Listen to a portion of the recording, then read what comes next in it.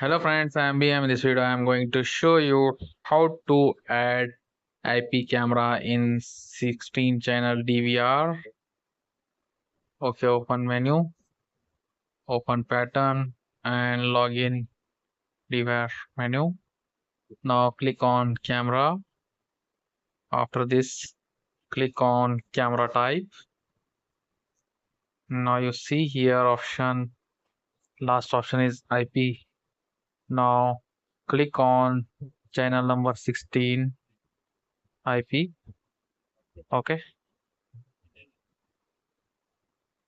I want to convert 3 camera to IP. Okay, now click on OK. Now system is restarting. Please wait. After reboot DVR, now you see on screen all camera is now loading. Okay, after this, right click and click on menu or add camera. Okay, now click on add camera. Open this pattern for unlock DVR.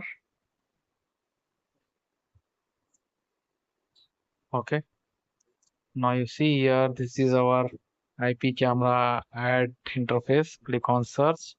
Now you see two IP shown here. Now click on first IP.